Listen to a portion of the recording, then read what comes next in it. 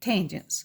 We briefly addressed them earlier on circles with basic definitions, but tangents, the word comes from a Latin word tangere, which means to touch. And the thing about a tangent is it touches the circle in one spot. A secant, remember, cuts through. So I'll draw one over here. Remember, a secant is a line that cuts through it. That's a secant. But a tangent touches at one point. And I know tangent and secant are also two words used in trig, but it has nothing to do with it. This is totally different. So tangents, remember, B is called the point of tangency because it's literally tangent at that point. And remember, whenever you draw the radius to the point of tangency, it is always a right angle. So even if they don't tell you it's a right angle, if they tell you AC is a tangent, then you can put that right angle in because a radius drawn to the point of tangency is always a right angle. And of course, right angles, guess what we can do? You guessed it. If we were to draw this distance out here, Pythagorean theorem. So let's say I'll draw a fresh one that we can actually write on. So if I said EG is a tangent,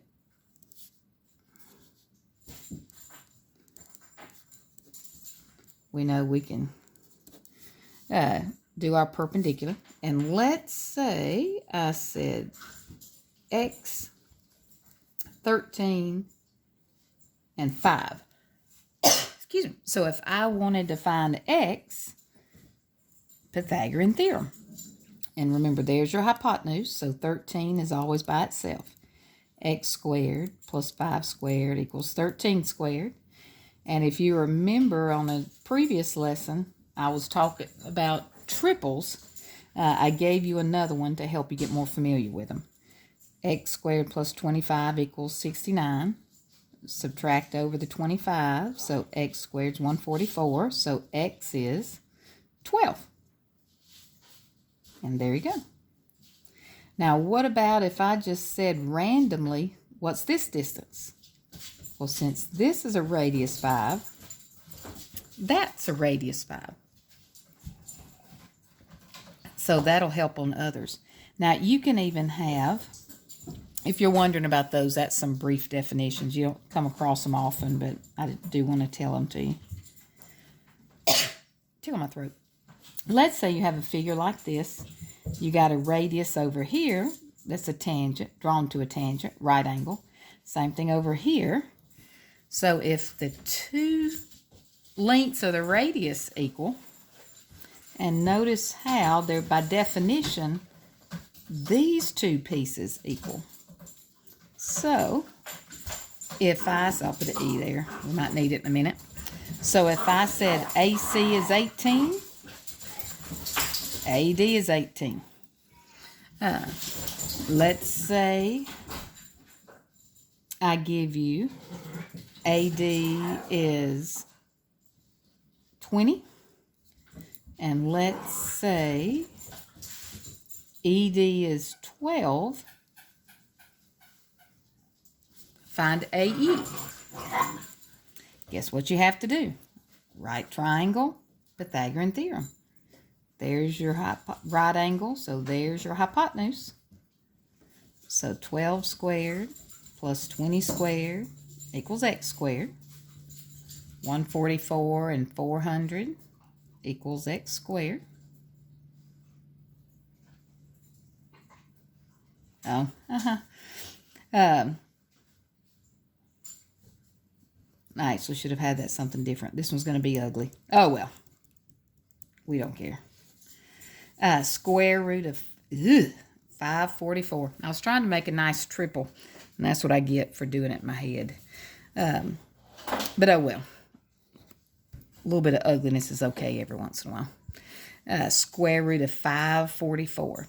So just remember, a point from one point, if you draw two different tangents, they have to equal. The radii have to equal. And since they're tangents, right angles, so that way you can do Pythagorean theorem. Now, as far as these brief definitions I was going to show you, notice how, let's say if I did a tangent this way, notice how the line is crossing them on the inside, or even if I did it this way, those are called common interior tangents. So if those are common interior tangents, guess what these are, which touch on the outside? You guessed it, common exterior tangents. And then these two, since this one touches and it's on the inside of that one, it's internally tangent. And this one, where I know they overlap, but that's just my haste, they're tangent, but they touch on the outside, so they are externally tangent. Like I said, we really don't use those vocab words very often. They do make sense of what's happening. I did, like I said, it was a perfect time to mention them just so they would be in your memory banks if you needed them for another day. Hope things are going well for you and this was of help to you. Look forward to seeing you again. Thank you for watching.